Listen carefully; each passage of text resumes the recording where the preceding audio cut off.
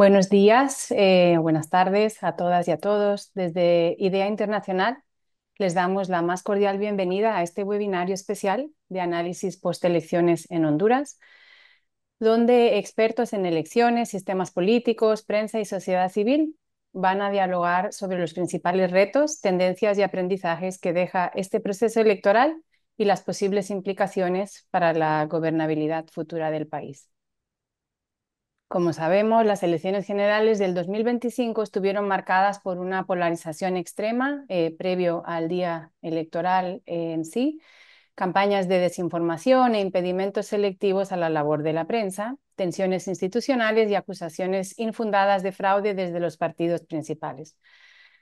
La campaña electoral se centró más en ataques entre candidatos que en propuestas programáticas, y si bien las encuestas señalaban un empate técnico entre los tres partidos principales, el inusual respaldo público del presidente de Estados Unidos al candidato opositor, Tito Asfura, apenas 3 días antes de la elección, añadió tensión, que se agravó con el indulto otorgado al expresidente Juan Orlando Hernández, acusado y convicto por narcotráfico en Estados Unidos. A pesar de las tensiones previas mencionadas, la jornada electoral del domingo 30 de noviembre se desarrolló con relativa calma, con incidentes aislados reportados por la misión de observación de la Unión Europea y con una afluencia relativa de votantes. Si bien no hay datos oficiales todavía, se calcula que un 55,2% acudió a las urnas. Sin embargo, como hemos visto día a día en la prensa, el conteo ha avanzado con lentitud. En las juntas receptoras de voto, a las 10:30 de la noche del domingo 30 de noviembre, solo se había procesado el 34% de las papeletas presidenciales. Adicionalmente, el sistema de transmisión rápida TREP fue suspendido al 57% de cargue de las actas, lo que incrementó la desconfianza entre los partidos y la ciudadanía. Y como medida temporal, pues el CNE habilitó un acceso controlado para medios de comunicación y partidos políticos mientras se procesaban las actas pendientes y de contingencia. Los datos al día de hoy, 11 de diciembre, muestran una leve ventaja para el Partido Nacional, con el 40,53%, seguido por el Partido Liberal, 39,21%, y en tercer lugar, para la candidata oficialista de Libre, 19,30% en el tema presidencial. Datos de hoy, como digo, con el 99,4% de mesas escrutadas y apenas 40.000 votos, 42.000 votos de diferencia entre los dos candidatos que van a la cabeza. La próxima semana inicia el recuento de actas especiales y, mientras tanto, la presidenta Xiomara Castro y el Partido Libre han solicitado declarar nulas las elecciones bajo acusaciones de fraude electoral. Entonces, estamos el día de hoy para este análisis con la presencia de un panel de especialistas en la materia. Voy a presentarlas brevemente, aunque obviamente sus biografías son mucho más extensas de lo que voy a compartir aquí el día de hoy. Tenemos a Blanca Estefanía Elvir Ponce, especialista en democracia y transparencia en la Asociación para una Sociedad Más Justa, ASJ de Honduras, abogada con experiencia desde el 2019 en investigación y análisis de políticas públicas vinculadas a transparencia, democracia y participación ciudadana. Posee un máster en análisis económico del derecho y políticas públicas por la Universidad de Salamanca, con enfoque en diseño y evaluación de políticas y adecuación de marcos jurídicos. Contamos también con la presencia de la señora Cecilia Graciela Rodríguez Balmaceda, profesora en Ciencia Política de la Universidad de Burgos, España, e investigadora del Instituto de Iberoamérica USAL, doctora en Ciencia Política con amplia trayectoria en proyectos académicos en Europa y América Latina sobre polarización, actitudes políticas, democratización y procesos electorales, editora de América Latina Hoy e integrante de PELA, USAL y El Hito Polar, con reconocido trabajo en estudios sobre democracia en Honduras. Tenemos también a la señora Jennifer Ávila, periodista hondureña, cofundadora y actual directora de Contracorriente, quien es un referente regional en periodismo de investigación. Con más de 13 años cubriendo corrupción, género, ambiente y crisis políticas, ha recibido premios como el Gabo, el LASA y el Nacional de Periodismo por la Igualdad. Ha participado en investigaciones transnacionales y en 2025 es fellow de la Central America Leadership Initiative y parte del Aspen Global Leadership Network. Y finalmente tenemos también al señor Nicolás Liendo, quien es oficial de programa para América Latina y el Caribe en IDEA Internacional, máster en estudios latinoamericanos y en gobierno y políticas públicas, con más de 15 años de experiencia en asistencia electoral, reforma política y gobernanza democrática. Ha liderado proyectos regionales en contextos complejos, impulsando innovación institucional y fortalecimiento de capacidades, y publica sobre integridad electoral, financiamiento político y sistemas de partido en la región. A los cuatro, bienvenidos y bienvenidas y muchísimas gracias por estar aquí con nosotras el día de hoy. Vamos a pedir primero, para arrancar, a nuestros panelistas que en 7 minutos nos den sus impresiones sobre el proceso electoral. Les vamos a pedir que por favor respeten los tiempos para dejar suficiente espacio para preguntas y respuestas. Y ustedes que están en la audiencia pueden poner sus preguntas en el chat que ha sido habilitado para ello. Entonces vamos a iniciar con Blanca. Adelante, Blanca, tiene sus 7 minutos. Mm, Muchas gracias, Blanca. Bueno, muy contenta de estar aquí en este espacio con cada una de ustedes, ¿verdad? Me parece que podremos aportar algunos elementos y criterios, pues, para enriquecer, ¿no? Y conocer el contexto, el preelectoral, electoral y postelectoral en Honduras, que ya Blanca también lo ha dado de manera bastante acertada, cómo pues ha estado funcionando, ¿no? Este proceso desde, bueno, desde su organización, que ya hemos visto que, como se mencionaba, ha sido altamente polarizado, con bastantes pues parálisis y conflictos que ya no solo son a nivel social, sino que también a nivel institucional. Seguramente también propio, ¿no? De la misma estructura institucional del Consejo o de los órganos electorales en general, pues hemos visto cómo se ha convertido pues en un desafío para la organización de las propias elecciones. Vimos cómo también de manera directa existió procesos de influencia de otros actores externos al propio Consejo Nacional Electoral que intentaron no influir de manera directa en el proceso electoral. Eso es el caso, por ejemplo, de los liderazgos de los partidos políticos. Vimos también cómo el propio Congreso Nacional, a través de su titular, pues buscaba no ingerir de manera directa en el proceso, y ni hablar de un ministerio público que instrumentalizando incluso la acción penal, pues de alguna manera estaban tratando de sembrar incertidumbre, mediatizando incluso acciones en contra de los consejeros. Y esto pues generó graves retrasos en el cronograma electoral, parálisis que generaba mucha incertidumbre en la ciudadanía, tratando de desacreditar y deslegitimar el proceso electoral. Entonces esto pues nos deja luces de los desafíos y los retos que aún persisten en cuanto a la propia estructura de los órganos electorales, que le restan pues autonomía e independencia, pues. Eso pues un poco del contexto preelectoral. A eso le podemos aunar muchísimas cosas como un estado de excepción que realmente tuvo muchas implicaciones, tal vez no tan analizadas o sí muy analizadas, pero también podríamos decir que tuvo en la percepción ciudadana, pues esto sí tuvo algunas consecuencias, ¿no? Vimos, y es un estado de excepción que no es legítimo porque, bueno, ya carece de muchos, pues, de los criterios establecidos en las propias normativas nacionales para su permanencia. Entonces, esto también es una tendencia que se ha visto en América Latina, el hecho de llegar a elecciones con regímenes de excepción, pero no es algo que se debe normalizar, pues ya conocemos el efecto inhibidor que esto puede tener en la ciudadanía.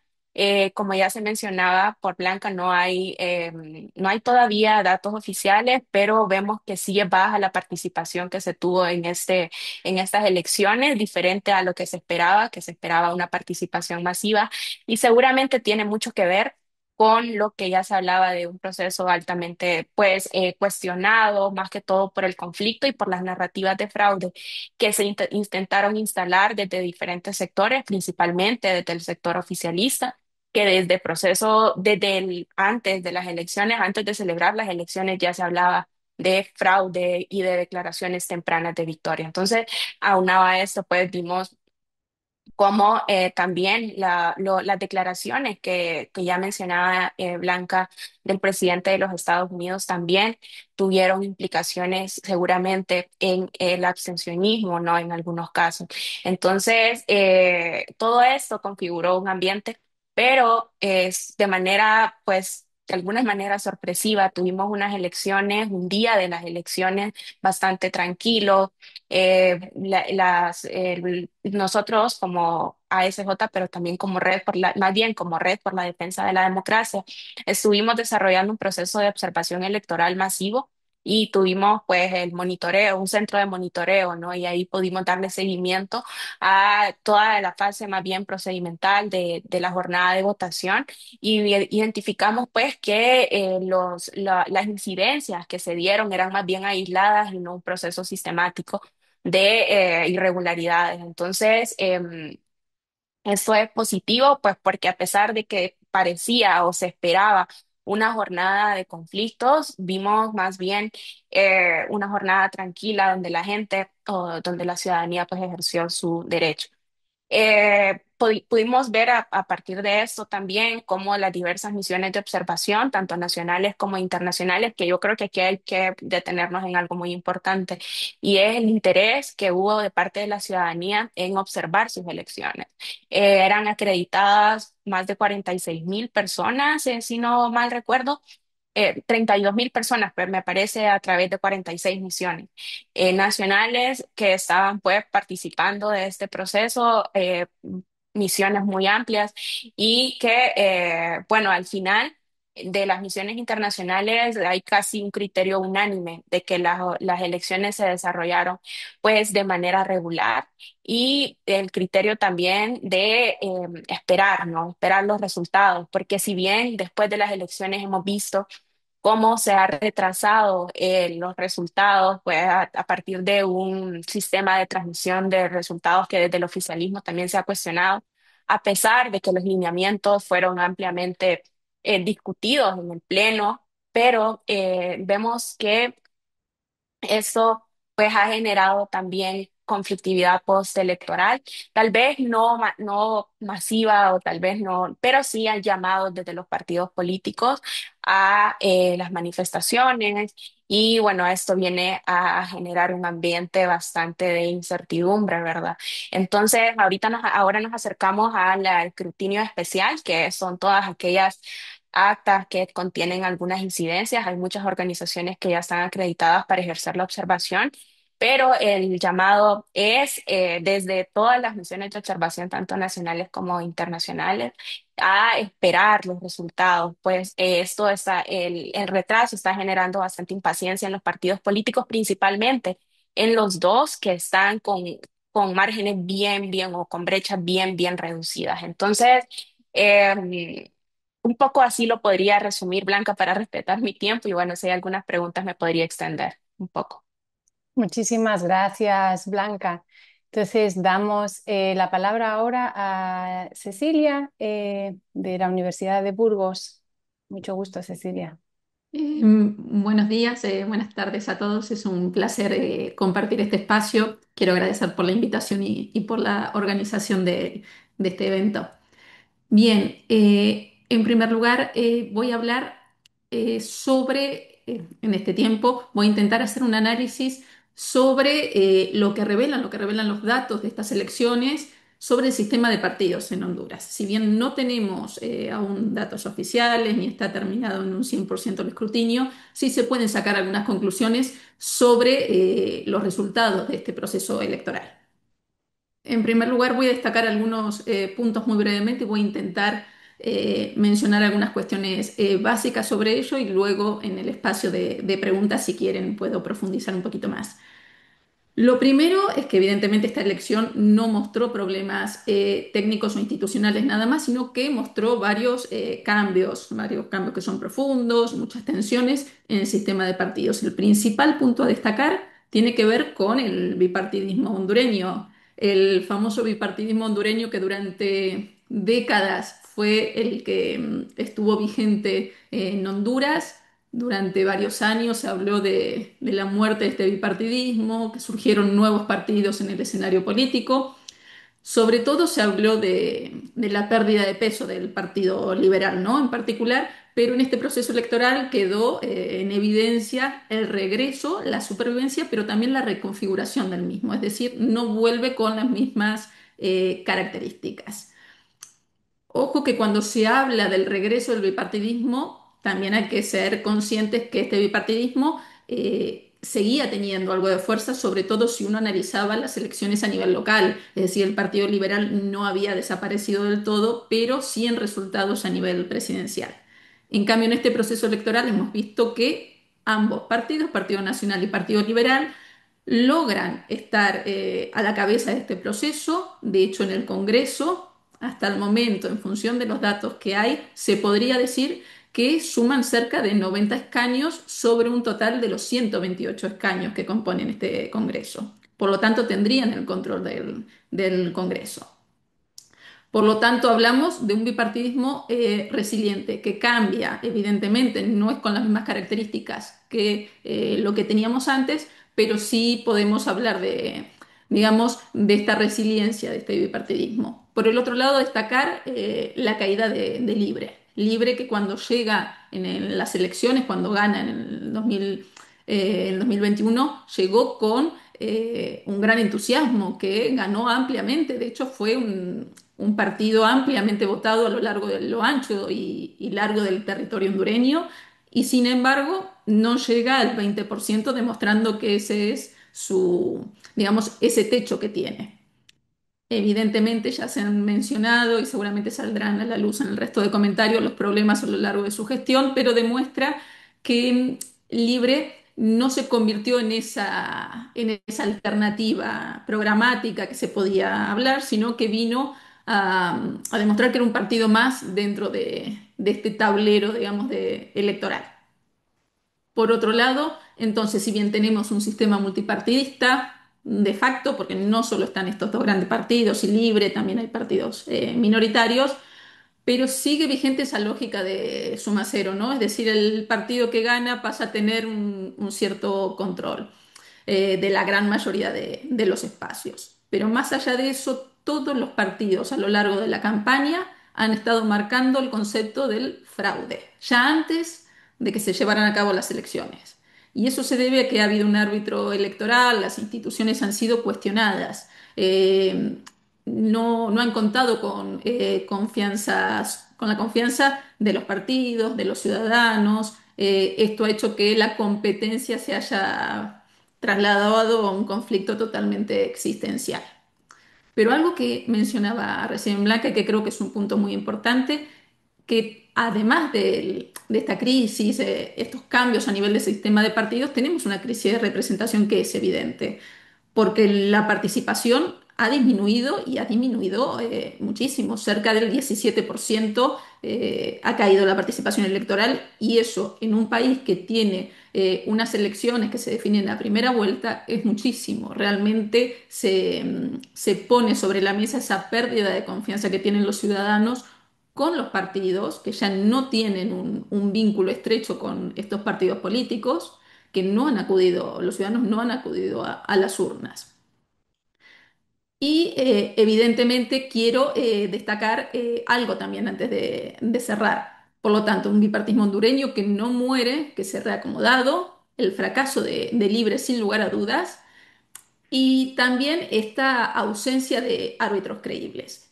Yo quiero dejar en claro que esta configuración va a marcar un Congreso que va a estar dominado por el bipartidismo. Recién recalqué que tendrían un amplio número de escaños. Eso le va a permitir sacar adelante, si trabajan en forma conjunta, sacar adelante muchas de las leyes. De hecho, pueden sacar o frenar leyes. Van a tener un poder de decisión muy amplio. Eso consagra nuevamente ese retorno del viejo equilibrio. Por lo tanto, estamos hablando de un viejo equilibrio político que ha existido durante décadas en Honduras y que vuelve a estar en escena. Obviamente en un contexto social e institucional muchísimo más frágil. No estamos hablando del mismo contexto previo a 2009, que cuando empieza a desintegrarse este sistema de partidos, o al menos se vislumbraba esa reconfiguración del mismo. Y, y también genera esa cierta insatisfacción con Libre, que en un principio se presentó como un partido de cambio y que se convirtió en un partido más del sistema. Llegó a un determinado techo electoral, perdió legitimidad, tuvo conflictos a lo largo de toda su gestión. Por ende, eso generó un desplome del partido. No voy a entrar a analizar problemas de gestión para no extenderme con el tiempo, simplemente destacar que el resultado es un sistema de partidos que en un principio se preveía que era más programático cuando ingresó Libre, porque obligó al resto de partidos a ubicarse o a posicionarse ideológicamente. Ya que Libre se ubicaba hacia la izquierda, el resto fue acomodándose dentro de ese escenario. Sin embargo, en la práctica terminó siendo un sistema de partidos mucho más pragmático, más personalista y las ideologías bastante diluidas. En la campaña, de hecho, no se ha tratado cuestiones de propuestas como tal, sino que se ha hablado más del fraude o de y en el último momento, ¿no? Con la injerencia de Trump y sobre todo de la figura de Juan Orlando Hernández. Por ende, ha habido un gran cambio y todas aquellas cosas que se venían analizando en los anteriores procesos electorales, como esa muerte del bipartidismo, que el sistema estaba más polarizado a nivel ideológico, que teníamos quizás una discusión un poco más programática, en estas elecciones vemos que no, que esto volvemos hacia el viejo equilibrio y volvemos a tener las mismas características que teníamos antes, solo que con un sistema mucho más fragmentado y mucho más débil. Por tanto, podemos decir que, un poco como para cerrar, que tenemos un sistema de partidos que no se fortalece, pero porque está en un estado que es frágil, que está fragmentado y sobre todas las cosas es muy vulnerable. Los últimos procesos electorales todos han tenido alguna crisis de legitimidad, vinculados a la falta de confianza en instituciones. Por lo tanto, la crisis no solo está en estos partidos, no solo tenemos una crisis de representación, sino que también tenemos una crisis a nivel institucional. Y sin modificar esto, será muy difícil lograr renovar o al menos garantizar una cierta gobernabilidad democrática en el país. Bueno, muchas gracias. Muchísimas gracias, Cecilia, por este análisis de las elecciones en Honduras respecto al sistema de partidos. Damos la palabra ahora a Jennifer Ávila, quien es directora de Contracorriente. Muchas gracias. Y bueno, gracias por el interés de lo que está sucediendo en Honduras. Bueno, definitivamente la población fue a elecciones condicionadas por varios elementos, ¿verdad? Uno, la narrativa de fraude anticipado, que solo fue una narrativa del gobierno y del Partido Libre porque no hubo certeza al final de de la autenticidad de las denuncias sobre eso. Al contrario, la desconfianza en el Consejo Nacional Electoral creció porque lo que hubo ahí fue una constante pelea entre los partidos políticos que obstaculizaron las contrataciones y el cumplimiento efectivo del calendario electoral. Eh, yo creo que lo que sucedió en el Consejo Nacional Electoral previo a las elecciones también ya nos venía indicando la importancia de hacer reformas electorales, de hacer una reforma real del Consejo Nacional Electoral en la cual los partidos políticos no tengan el control total de este órgano electoral. Eh, Otro de los elementos que fue, por lo que fue condicionada la gente a las elecciones fue la injerencia del presidente de Estados Unidos a través de sus posts en redes sociales, con el apoyo directo a Narria Fura, el candidato nacionalista, que además fue logrado por un lobby internacional del Partido Nacional, liderado por el consultor político argentino Fernando Cerimedo, quien también formó parte de los personajes más polarizantes en redes sociales previo, durante y ahora también después de las elecciones.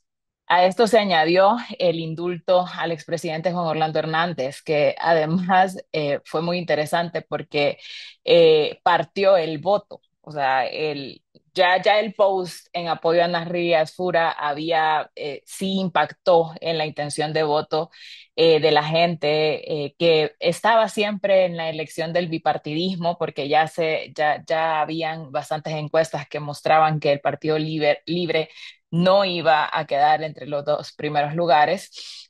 Sin embargo, traer a la figura de Juan Orlando Hernández a la elección fue algo muy problemático, incluso para el Partido Nacional.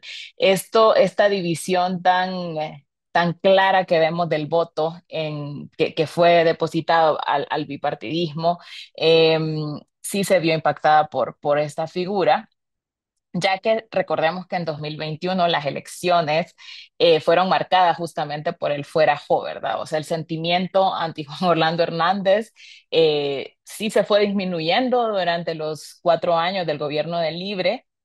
Sin embargo, continúa ahí, ¿verdad? Sigue siendo además otra de las figuras más polarizantes del país. Eh, Incluso dentro de su partido político, figuras como Nasri Afura, que es el candidato presidencial, se alejó o intentó desligarse de esta figura, y otras figuras también como diputadas que han dicho ya públicamente que Juan Orlando Hernández era un capítulo cerrado. Luego el otro punto importante es que el candidato Salvador Nasralla, que sigue con una actitud de outsider, ha generado bastante inestabilidad en el sistema de partidos en el país. Recordemos que Salvador Nasralla perdió 2 partidos que él creó y participó antes en elecciones no solo, sino en alianzas políticas con el Partido Libre. Esta vez participó en un partido que no es el suyo, en un partido tradicional que además está muy dividido y sin mucho poder sobre ese partido, ¿verdad? Entonces, eso también generó bastante inestabilidad, y también ahora mismo genera bastante inestabilidad en esta narrativa del fraude. Eh, en torno a la desinformación y la manipulación política, tuvimos muchísimo de eso previo a las elecciones y ahora también en la crisis postelectoral. Previo a las elecciones giró en torno a 3 temas, a los 3 temas que dije anteriormente. Por un lado, desde la maquinaria gubernamental, que incluyó los medios estatales, los medios y periodistas afines, influencers extranjeros y páginas creadas como medios o medios de fact-checking falsos, digamos, o inauténticos, que realmente eran medios de propaganda política y que propagaron toda esta idea del fraude anticipado. Por otro lado, redes de páginas inauténticas que apoyaban al candidato Asfura y presentaron narrativas manipuladoras con temas muy delicados para la población hondureña, como la situación de los migrantes en Estados Unidos y este punto, ¿verdad?, que luego ensalzó los posts o la injerencia de Donald Trump en la elección hondureña, de que Asfura sería el gran aliado de Trump en beneficio de nuestros migrantes y en beneficio de nuestro país. Ahora, tras la crisis postelectoral, estamos viendo de nuevo, yo diría que hubo un par de días de silencio después de los problemas que hubo con el sistema, con el TREP. Hubo una reorganización de la narrativa oficialista y ahora pues la vemos controlando muchísimo al Partido Libre en las redes sociales, la narrativa de que en Honduras hubo un fraude, la narrativa de que es necesaria la nulidad total de las elecciones y la narrativa de que el crimen organizado, específicamente una pandilla, coaccionó a la población hondureña para votar en contra del Partido Libre. Esto es algo muy delicado, todavía no hay investigación real, digamos, sobre estas denuncias. Sabemos que son denuncias pequeñas, aisladas y pocas, digamos, que probablemente no hayan impactado totalmente en la votación. Sin embargo, esta narrativa ha tomado mucha fuerza para esto que quiere el partido oficialista, ¿no? Que se declaren nulas las elecciones. Ni siquiera es el conteo voto por voto que piden las ralas, sino que la nulidad total. Y entonces estamos en un terreno muy, muy delicado y donde hay muchísima manipulación política y muchísima desinformación, porque así como decía Blanca, también hay que recordar, Honduras está todavía en un estado de excepción. Honduras ha pasado por muchísimos procesos de cambios de control criminal en los territorios, que eso es real, ¿verdad? En los territorios donde controla una pandilla, donde controla un cartel, esas reconfiguraciones ocurrieron durante el gobierno de Xiomara Castro, estando en el estado de excepción. Por lo tanto, es inverosímil, digamos, que haya una... Bueno, yo misma me puse mi temporizador, que haya este tipo de denuncias en este momento y que definitivamente se están utilizando para reforzar la narrativa de declarar nulas las elecciones. Yo me quedo por ahí porque ya terminé mis 7 minutos, pero quedo pendiente de sus preguntas. Gracias. Muchísimas gracias, Jennifer, por ese análisis. Y sí, estoy segura que va a haber muchas preguntas alrededor de los puntos que has mencionado. Damos paso al último panelista, previo a que puedan hacer las preguntas en el chat. Sería con el señor Nicolás Liendo, quien es oficial de programa regional para IDEA Internacional. Adelante, Nicolás. Gracias, Blanca, y un saludo a las colegas. Un gusto verlas. Y bueno, hoy vamos a conversar un poco respecto a la materia electoral. Yo lo que quisiera decir es que desde Idea Internacional con Blanca eh, acudimos a la invitación del CNE a estar presente en las elecciones, a acompañar el proceso electoral. Y estuvimos entonces en Tegucigalpa y en Comayagua el 30 de noviembre. Y los días previos y posteriores para ver cómo se desarrollaba la elección. Am, Sin embargo, claro, en el día de la elección, como muchas manifestaron ya, el clima era pacífico, pero evidenciamos desafíos estructurales y una incertidumbre que reinante todavía en el proceso postelectoral que creo que podemos analizar. Y en este sentido, bueno, desde IDEA y con las nociones de ciclo electoral, nosotros creemos que la jornada electoral es muy importante y auspicioso que, teniendo un presente el antecedente, vamos a decirlo, traumático de las primarias de marzo, que la jornada electoral se haya desarrollado con esa normalidad, digamos, con esa de manera pacífica, que casi todas las casillas o puestos de votación hayan abierto a tiempo, con materiales, con los inconvenientes que en general suelen ocurrir, pero mínimos. Em, l- es auspicioso o hay muestras de progresos en ese sentido, ¿no? Sin embargo, el ecosistema de integridad electoral y el ciclo electoral no es solo lo que ocurre en la jornada, ¿no? Entonces, ahí hay todavía una serie de dificultades y oportunidades de mejoras muy grandes para Honduras, tanto para la integridad del proceso como para su democracia, y que no tengamos que estar en vilo, digamos, todavía en este proceso. Entonces, tanto instituciones como actores como cultura política es a lo que me voy a referir. Voy a hacer tres reflexiones. La primera tiene que ver con un poco, ya se ha comentado el tema que observamos de polarización extrema y partidización. Em, Creo que el sistema de partido hondureño, como decía Cecilia, es muy fuerte, histórico, tradicional, y también con el surgimiento del Libre ha renovado un poco la dinámica del sistema, aunque ya hace rato que está en el sistema incorporado y compitiendo, ganando, perdiendo, pero compitiendo. Entonces, desde hace casi 20 años observamos sí, una polarización intensa, del 2005, 2007 en adelante. Y también vemos o sentimos que lo que se mencionaba respecto a que cada elección parece una batalla existencial de todo o nada.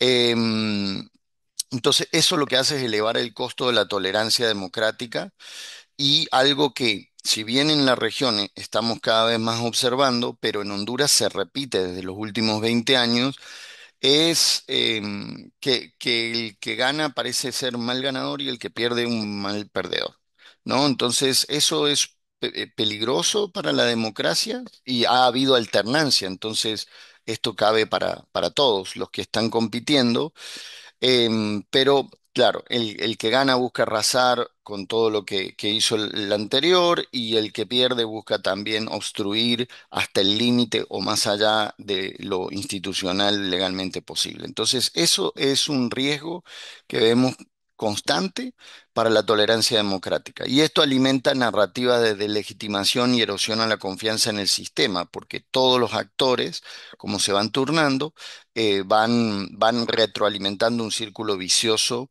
que afecta la debilidad institucional que ellos mismos contribuyen a engendrar, ¿no es cierto? Entonces hemos tenido tres grandes crisis electorales en menos de 2 décadas: 2009, 2017, ahora 2025. Fíjense que en la última encuesta de Latinobarómetro, solo el 16% de los hondureños confía en la institución electoral. La de 2024 es la más baja de América Latina y el promedio de América Latina es 34%. Entonces, ahí ya hay una serie de indicadores que van mostrando cómo está permeada esa influencia. Finalmente, lo que las compañeras ya han destacado, el tema del fraude, que parece inevitable y los distintos campos han ido contribuyendo a esa narrativa y desinformación en redes. Y la interferencia extranjera que se ha manifestado de manera más radical, digamos, con la declaración de Trump, pero han habido otras modalidades de interferencia de terceros gobiernos o partidos. En ese sentido, nosotros observamos cierta partidización o actores que quizás eran extraños a la observación internacional en otros contextos que estuvieron presentes en esta oportunidad y que creemos que hay que revisar eso al futuro, ¿no? Hay instituciones serias y hay una serie de manuales de gente que se dedica a la observación internacional o al acompañamiento que es distinto a lo que pueden hacer los partidos y habría que generar otra figura para eso. Am, Respecto a la segunda reflexión tiene que ver con el sistema electoral en transición y los desafíos institucionales. Como ustedes saben, después de la crisis del 2017 se crean nuevos órganos electorales, se revisa la normativa que finalmente se termina adoptando, pero vemos una serie de problemas que persisten o dificultades. Por un lado, la partidización de los órganos, no porque las personas que estén en los órganos vengan de los partidos, porque eso existe en otros países y no necesariamente eso lo hace más efectivo o no a la organización de la elección. Tiene que ver con esta dinámica de que todo al interior de los órganos y de las decisiones, etcétera, está siendo partidizado. Y que no se deja de lado que sí, las personas vienen de unos partidos, pero luego cuando están en la organización o en el órgano, forman parte del órgano, ¿no? Y entonces esa falta de autonomía técnica es un componente a revisar y también lo que se mencionaba respecto a los constreñimientos financieros. Hay un presupuesto insuficiente, no se convocaron a las sesiones desde el 27 de agosto para aprobar tanto el presupuesto del tribunal, que tiene otras dificultades de relacionamiento interno, como de la Unidad Financiera de Transparencia y Fiscalización, que creemos que está o tiene intenciones de hacer una labor importante en materia técnica. Y luego hay un tercer componente con dificultades que lo han evidenciado los propios consejeros del CNE, que son los problemas tecnológicos y logísticos que se repiten. Más logísticos en la primaria, quizá un poco menos en la generales, pero tecnológicos que se repiten. Entonces, en ese sentido, creo que vale la pena revisar lo que dicen los informes preliminares de la OEA y la Unión Europea respecto a los altos niveles de desinformación, la inequidad en la cobertura mediática y el uso de recursos públicos para favorecer candidaturas, y el llamado a los partidos a conservar la imparcialidad, a apegarse a la ley y a una serie de procedimientos establecidos en el código para hacer sus reclamaciones, porque si no nos da esta sensación de que cada día nos levantamos o cada hora que pasa, estamos esperando a quién de las tres candidaturas hace la declamación más altisonante, ¿no? Y es como una competencia por ver quien hace una reclamación que no necesariamente tiene correlato o pruebas legales y existen caminos legales para subsanarlas. Aún con las dificultades que puedan tener o no los órganos electorales, han intentado dar respuestas a las mismas. Entonces, en ese sentido, la integridad electoral no depende solo de las normas, que seguramente haya que revisar. Hay países que hacen esto de manera posterior a cada proceso electoral, como Panamá, Guatemala, sino también de la capacidad institucional que le demos y dotemos a esos órganos electorales y la percepción ciudadana que está bastante afectada. Y finalmente el tercer punto tiene que ver un poco con la cultura política en las narrativas de fraude. O sea, nosotros podemos reformar nuevamente esta ley electoral, que hay ya distintos discursos que están instalando la necesidad y quizás las propias autoridades puedan recomendarlo, pero si los partidos políticos y los candidatos siguen alimentando eso, por más que ley perfecta que tengamos, no vamos a poder salir de un círculo vicioso de desinformación, polarización, desconfianza y conflictividad. Y termino con dos datos. El primero es que en un informe de Idea Internacional del 2024 veíamos que ya una de cada tres elecciones en América Latina presentaban altos niveles de conflictividad. ¿Qué significa eso? Judicialización de los procesos electorales, violencia política o boicots. En las de Honduras, como vimos en los últimos años, es donde más se ha presentado estas dificultades. Por lo tanto, hay que actuar y revisar seriamente todo el proceso electoral. Y la otra es que de los últimos años, Honduras ha presentado varias elecciones ya con diferencia menor al 3%. Entonces, si tenemos una conflictividad alta, partidos que están jugando al fleje, digamos, al límite de lo institucional, sobre todo en sus declaraciones, y una debilidad institucional para resolver esos conflictos, y poca confianza de la ciudadanía, estamos casi siempre yendo a elecciones que parecen una tormenta perfecta, con resultados con escaso margen. Esto lo único que genera es pone en peligro a la democracia desde su comienzo, desde los orígenes de legitimidad. Entonces, yo creo que el CNE ha ahora otorgado prórrogas, cada partido ha ido eh, revisando, hay que revisar las actas de escrutinio especial en una alta cantidad y todo lo que la ley electoral tiene bajo el título 9, en adelante si hay acciones administrativas o reclamaciones, habría que actuar bajo lo que la ley todavía permite. Entonces, todos los partidos, si tienen dudas, existen vías para poder reclamar. Y un llamado a las autoridades de resolver esto con rapidez, transparencia y apego a la norma, que así parece, a pesar de las dificultades iniciales, que quieren hacer. Hasta ahí me quedo. Muy bien, muchísimas gracias, Nicolás, y muchísimas gracias a las tres panelistas anteriores. Entonces, iniciamos ahora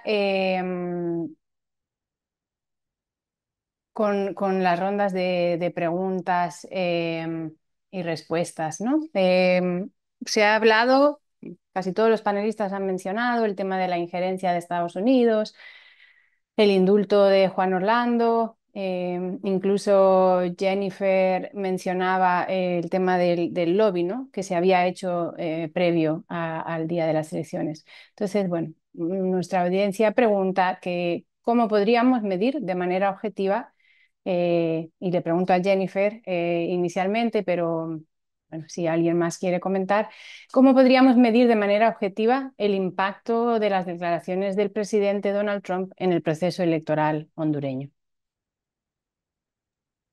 Bueno, yo creo que cada sector buscará una herramienta para medir esto, ¿verdad? Porque seguramente aquí los académicos no van a medirle igual que los periodistas. No, yo soy periodista, nosotros estuvimos en los barrios, en los centros de votación, antes, previo a las elecciones, también hablamos con muchísima gente y sí hubo un cambio de opinión, o sea, de hecho, incluso cambio de voto antes de la elección. Y no voy a decir solamente en favor de Afura, también en favor de Nasrallah, ¿verdad? O sea, hubo gente que dijo, ah, no, no, a mí Estados Unidos no me va a venir a decir por quién votar, entonces yo voy a votar por Nasrallah. O gente que decía, no, entonces yo voy a cambiar mi voto porque tengo mis familiares en Estados Unidos. Aún así es interesante porque el voto en el extranjero lo ganó Salvador Nasrallah. Significa que esa gente también votó en contra de esas declaraciones de Donald Trump. Ahora, esa es una visión desde el periodismo que no es igual a cómo la academia me diría esto, que yo pienso que ahí diferentes sectores deberían de hacer estudios desde con sus propias herramientas para poder decir una medición objetiva, ¿verdad? Porque esto es también un asunto bien subjetivo de cómo la gente también expresó sus preocupaciones o cambió su voto o e incluso fue a votar después o no fue a votar después de estas declaraciones. Gracias, Jennifer. Cecilia, ligado un poco a lo que comentaba ahora Jennifer y con base a, bueno, a tu experiencia y tus investigaciones, ¿qué crees que movilizó a los votantes en Honduras en estas elecciones? Y si observaste cambios o indicaciones de cambio en las actitudes de las élites y de la ciudadanía hondureña respecto a procesos anteriores. Em, Bien, a ver, cambios con respecto a procesos anteriores, la verdad que es difícil porque en todos estamos hablando de una continuidad siempre de problemas con los procesos electorales porque esta falta de confianza, si bien se ha acrecentado en estas elecciones, es algo que ya viene desde hace años, la polarización que hay, comentaba también Nicolás hace un ratito, dice, esto ya se ve hace muchos años.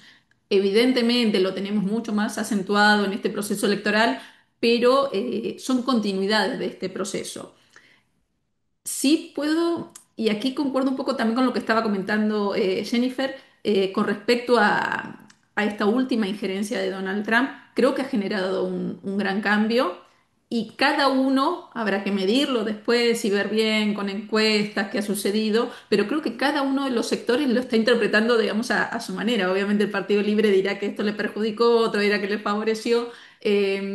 Cada uno lo está interpretando con sus herramientas, pero es cierto que pudo influir en la participación, sin lugar a dudas. Creo que también lo del indulto a Juan Orlando Hernández a muchos habrá dicho, bueno, ya esto, entonces, ¿qué sentido tiene ir a votar o seguir confiando?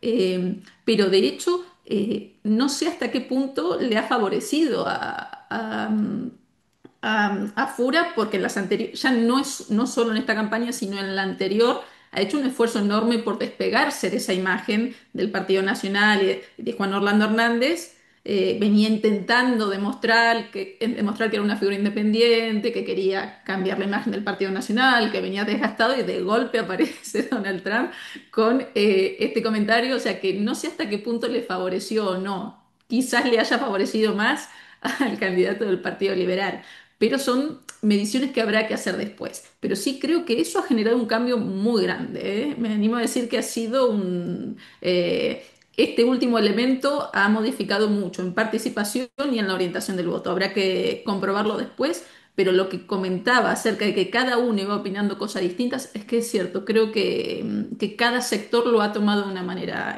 diferente. Muy bien, muchas gracias. Blanca, tenemos una pregunta para ti.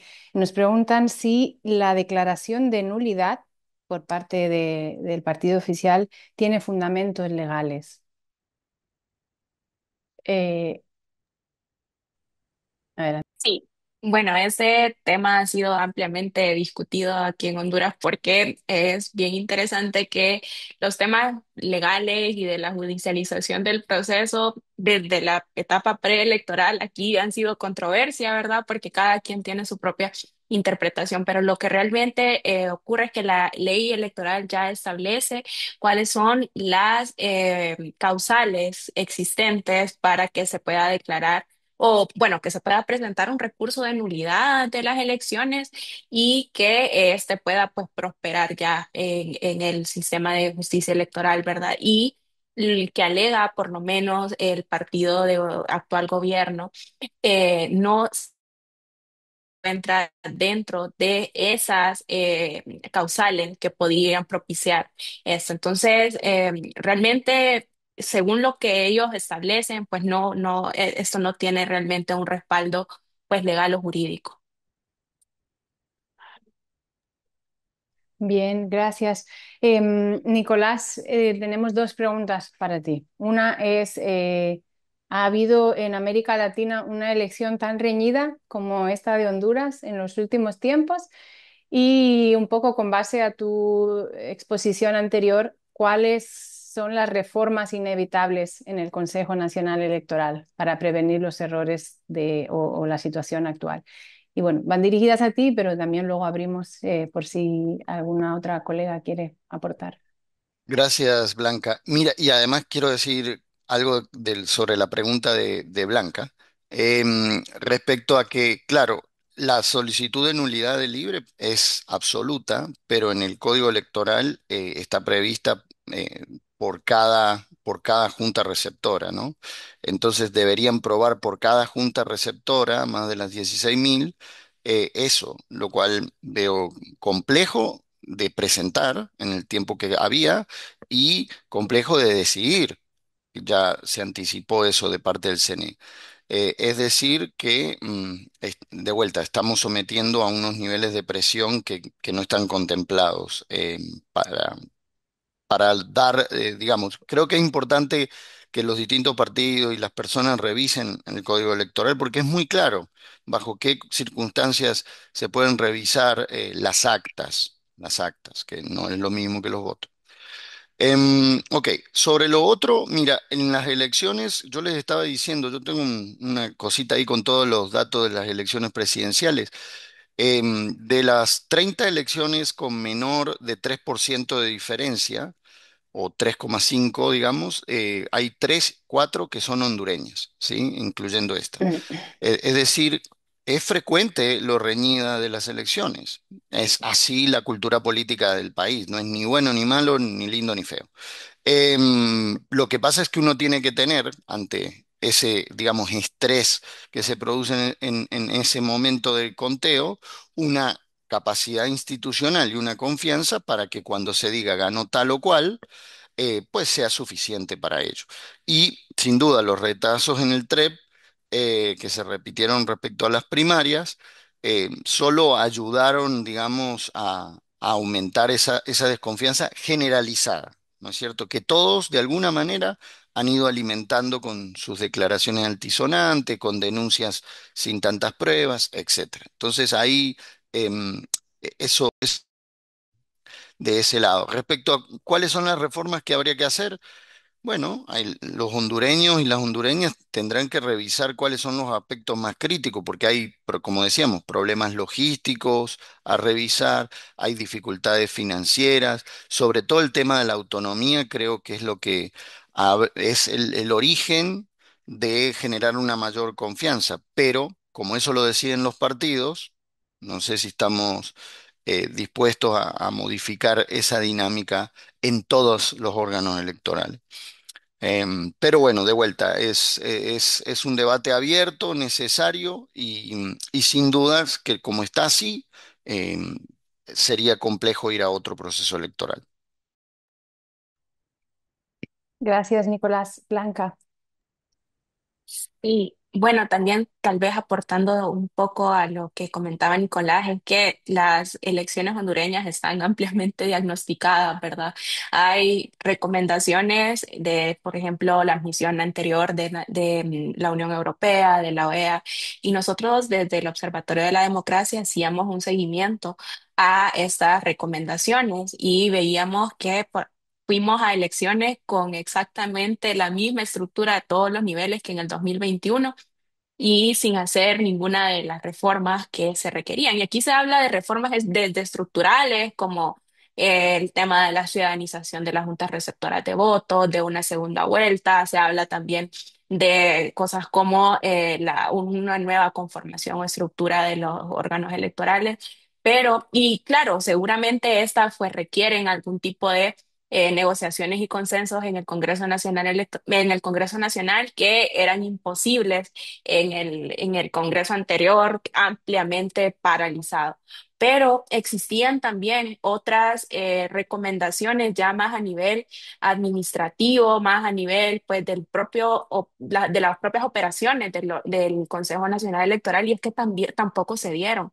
Se hablaba incluso de la posibilidad de que existieran estrategias de comunicación desde el órgano electoral para que no se diera como todo o que no se evidenciara la conflictividad existente, pero ni siquiera esto fue posible. Entonces, vemos ahí que sí es necesario pensar en reformas electorales, pero si no, es incluso también un tema de ver el órgano y, bueno, hacer también estos cambios, ¿no? Más a nivel operativo y técnico, y esto es totalmente posible con voluntad de parte bueno, de los titulares de las instituciones. Gracias, Blanca. Quizás una pregunta de seguimiento para ti y luego también se la haríamos a Jennifer. Nos preguntan cuáles son los escenarios posibles para Honduras. Y bueno, yo calificaría un poquito más también y diría cuáles van a ser los mayores retos para la transición política y la estabilidad institucional. Sí, bueno, creo que imposible negar que el proceso electoral y todo lo que ello conlleva va a determinar mucho de la legitimidad con la que se asuma el próximo gobierno, sea quien sea que lo asuma. Y entonces va a ser necesario que esta persona pues tenga la capacidad de unificar los distintos sectores que lastimosamente el anterior gobierno, pues, en vez de apostarle a una unificación, pues, lo que se buscó fue más bien polarizar esta estrategia de enemistar diferentes sectores. Entonces, esa va a ser también parte de los desafíos que podría tener el próximo gobierno, ¿no? Tratar también de impulsar políticas que le permitan conciliar bueno, diferentes grupos de la sociedad hondureña esto. Bueno, un poco por ahí, no sé si Jennifer también podría aportar algunos elementos. Sí, bueno, yo también pienso que, y quería agregar sobre el tema de algunas reformas que se deberían hacer con respecto al uso de los medios estatales y al uso de la comunicación política de los partidos políticos, pero especialmente del partido de gobierno. Creo que fue muy, muy negativo el uso de los medios nacionales como medios propagandísticos del Partido Libre. Muchos de ellos incluso no solamente divulgaban desinformación, sino también estigmatizaron a muchos personajes, profundizaron la polarización y su alcance era bien grande. O sea, no, también ellos dicen no, que la matriz mediática, no sé qué, pero la matriz mediática del Estado es grande y además a través de consultores internacionales y de apoyo también internacional de partidos afines, también crearon estas estructuras en redes sociales que tenían un peso muy grande en las narrativas que dividieron más a la sociedad hondureña. Entonces sí creo que va a ser importante como revisar esto, ¿verdad? El tema de la propaganda electoral, el silencio electoral, que no se respetó para nada. O sea, nosotros teníamos ya habían ocurrido los cierres y después de los cierres todavía continuaron en abierta campaña política los tres partidos políticos importantes, digamos, en esta contienda. Entonces, eso también son cosas que influyen muchísimo en cómo la gente va a votar. Eh, sobre la legitimidad del próximo gobierno, yo creo que no vamos a llegar a un traspaso de mando de una manera muy pacífica. Creo que ya los conflictos es muy difícil que se transformen en este momento. Creo que se ha radicalizado muchísimo el partido de gobierno. Ellos están ahora mismo en el control de las instituciones, incluyendo el Congreso Nacional con su comisión permanente y desde esa radicalización ellos han dicho que van a impedir la transición, ¿verdad? Entonces creo que aunque tengan la fuerza o no la tengan, no hay manera de que ese conflicto desaparezca. Entonces sí va a ser un par de meses que nos quedan, o mes y medio más o menos que nos queda antes del traspaso de mando y el inicio de la nueva legislatura, que va a ser bastante conflictivo, ¿verdad? Entonces, sí, definitivamente yo concuerdo con Blanca que el reto de los nuevos gobernantes, incluyendo también aquí al bipartidismo en el Congreso Nacional, va a ser tratar de bajar esa polarización, bajar el revanchismo y tratar de unificar sectores. Pero no va a ser un trabajo fácil, ¿verdad? Va a ser un trabajo muy complicado, así como lo estamos viendo, ¿no? También viene el cambio en las jefaturas de las Fuerzas Armadas, eso también fue un punto bien crítico en estas elecciones. Y también eso pues va a determinar mucho en qué tanto se va a radicalizar, sobre todo el partido de gobierno, que es el que está en control de las instituciones en este momento. Muchísimas gracias. Bueno, ya tenemos que empezar a ir cerrando, pero Cecilia y quizás luego Nicolás nos preguntan, ¿recomendarían una segunda vuelta eh, o implementar distritos electorales para diputados? ¿Alguna? Bien. Eh, A ver, con respecto a implementar una segunda vuelta, quizás en algunos países al final implementar este mecanismo permite, o al menos facilita la formación de acuerdos, de consensos, porque obliga a armar coaliciones para un escenario en el que no se gana en primera vuelta. Las elecciones hondureñas, esta sensación que estábamos hablando de suma cero, ¿no? El que gana al final, aunque gane con un margen muy estrecho, que es lo que sucede en Honduras y que tenemos estos problemas frecuentes en otras elecciones, por eso decíamos, no son los primeros, son grandes continuidades las que uno ve en la democracia hondureña, ¿no? Con estas cosas que salen siempre de estos procesos electorales. Si vemos que son tan reñidas y hay márgenes tan estrechos, quizás una segunda vuelta pueda facilitar que se formen alianzas y obligarlos a llegar a un determinado acuerdo. Obviamente no es la solución, ¿no? Si no se acepta en quién, el que gana, como se decía recién, ni es buen ganador y el perdedor tampoco es buen perdedor, se requiere también otro tipo de cambios que tiene que ver con una cuestión de política y de saber aceptar los resultados, pero quizás pueda facilitar esa formación de acuerdos. Podría ser una solución, quizás. Lo de los distritos electorales para los diputados. No lo sé, al final de manera informal terminan funcionando, porque al final cada uno en su región, no sé si una reforma en ese sentido sería la solución a estos problemas. Lo de la segunda vuelta sí lo veo como algo que podría llevarse a cabo y creo que en otros países se ha llevado a cabo con esa intención y creo que estaría dando unos buenos resultados. Gracias, Nicolás. No sé si quieres.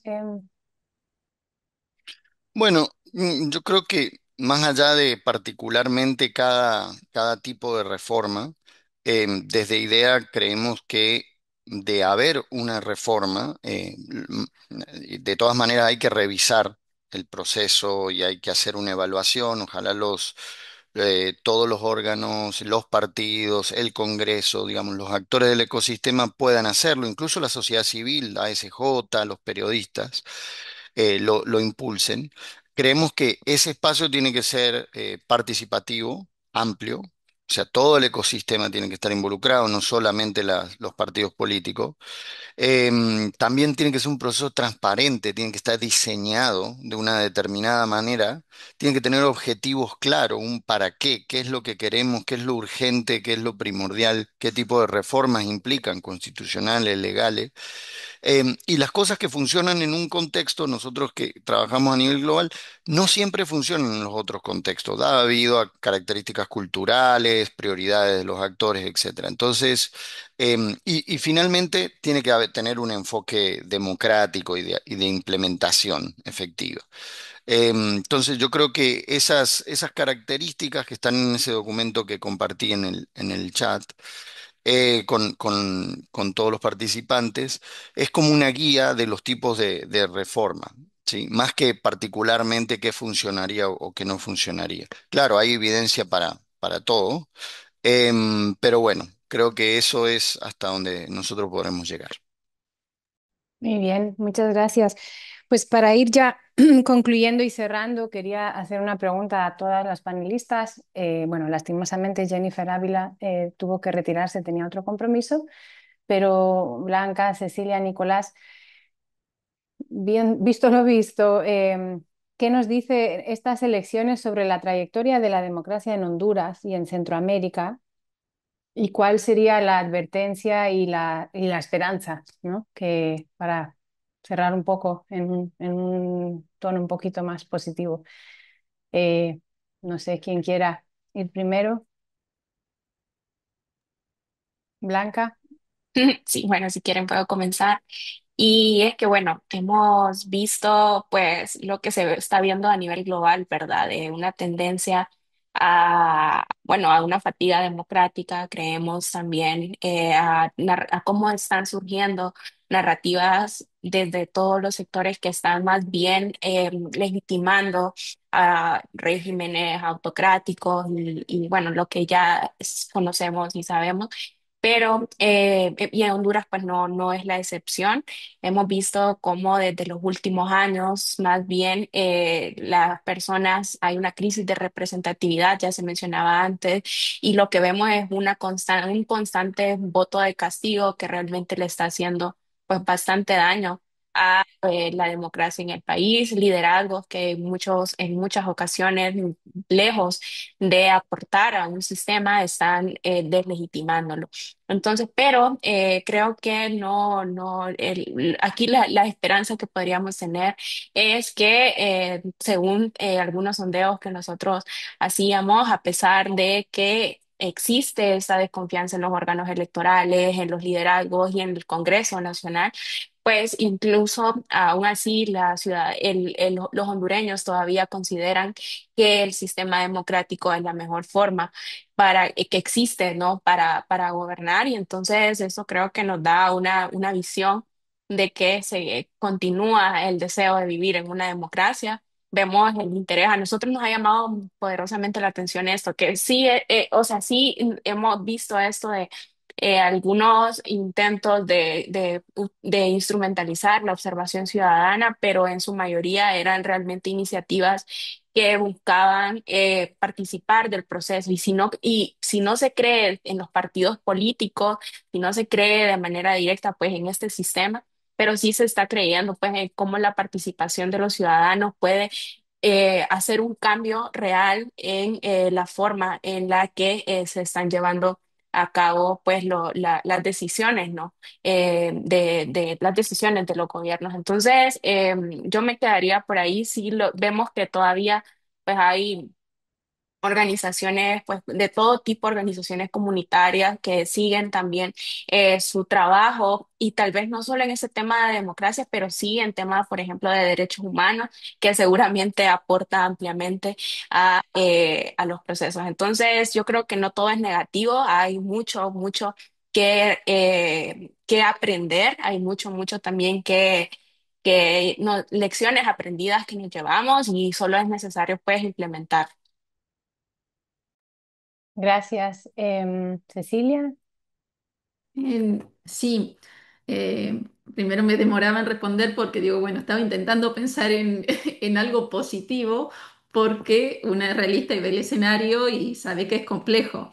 Sin lugar a dudas, destaco lo que decía Blanca, hay una participación activa de organizaciones de la sociedad civil, de organismos de defensa de derechos humanos, la labor que lleva a cabo la prensa de investigación, a pesar de las dificultades que no trabajan en plenas condiciones de libertad y sin embargo hacen un trabajo destacado y eso muestra también que hay un activismo por parte de la sociedad. No obstante, no quiero olvidarme de la crisis institucional, de representación, de la presencia del narcotráfico, porque es un estado muy frágil en ese sentido, está muy cooptado.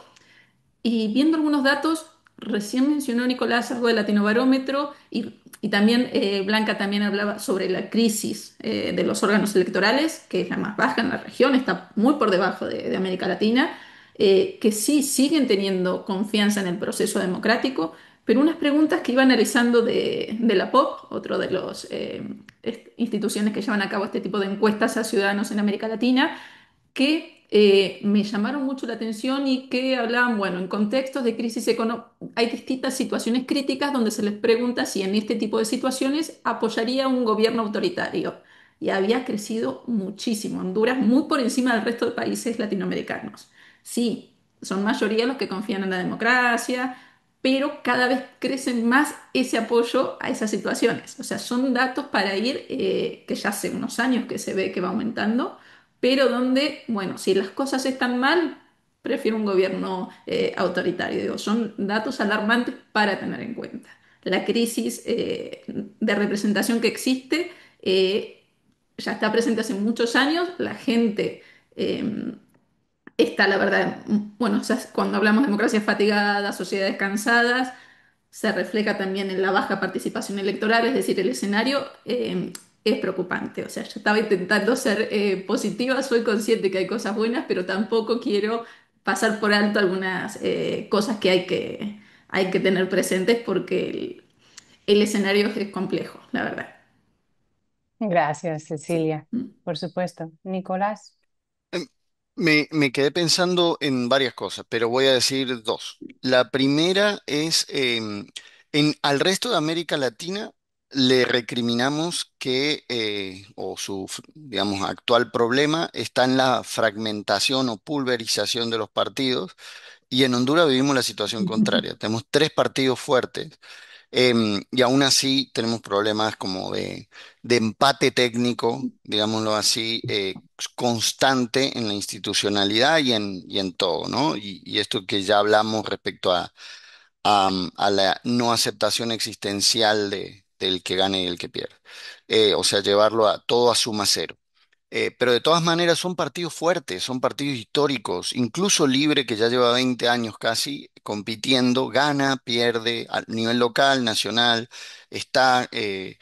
tiene políticas, tiene ideas claras, y lo mismo los otros partidos, que claro, están difuminadas, hoy la atención está en otra cosa. Pero es lo que le reclamamos o quisiéramos en el resto de América Latina, es paradójico, ¿no? Y aún así, como vemos, no necesariamente la democracia está más fuerte o en este país que en los otros, ¿no? Eso sí resulta paradójico. Em, Luego, respecto a lo electoral, y yo también quiero decir como que he visto, hay avances, hay cosas destacables. Yo vi de manera positiva la implementación de la biometría en el registro. Es un avance tecnológico, tiene sus dificultades, eh, tiene sus carencias también o problemas financieros la organización, pero es una forma de ir mejorando y avanzando en materia electoral, ¿sí? De ir teniendo un padrón bastante más transparente. ¿Sí? De ir garantizando los secretos del voto. Pero hay otra serie de deficiencias estructurales, logísticas, las que ya vimos. Entonces, yo creo que lo que no podemos es seguir perpetuando esas deficiencias y afectan más el core, digamos, el núcleo duro del proceso de legitimidad, que es necesitamos, digamos, poder garantizar que los candidatos compitan y las candidatas compitan de manera libre y expresar sus ideas, y necesitamos un resultado que todo el mundo acepte como cierto, como válido, ¿sí? Y que sea pronto y seguro su mecanismo. Y ahí es donde también, entonces, en esos puntos críticos de las elecciones, creo que hay mucho por mejorar. Muy bien, muchas gracias. Con esto llegamos al final de nuestra sesión. Agradecer a Blanca Elvir de ASJ, a Cecilia Rodríguez de la Universidad de Burgos, a Jennifer Ávila de Contracorriente y a Nicolás Liendo de IDEA por acompañarnos el día de hoy. también a nuestra audiencia por su interés en este análisis postelectoral. Vamos a estar colgando en nuestra página web la grabación. Y bueno, desearle a Honduras y a los hondureños una pronta certeza en bueno, en esa transición de quién va a gobernar el país, en el recuento de las actas especiales la próxima semana. Y bueno, dejar el mensaje al nuevo gobierno y a todo el ecosistema electoral, ¿no? De esas posibilidades de reformas que ayudarían a fortalecer el sistema electoral y la credibilidad en los procesos a futuro. Muchísimas gracias y buen resto de día. Gracias. Chao, saludos.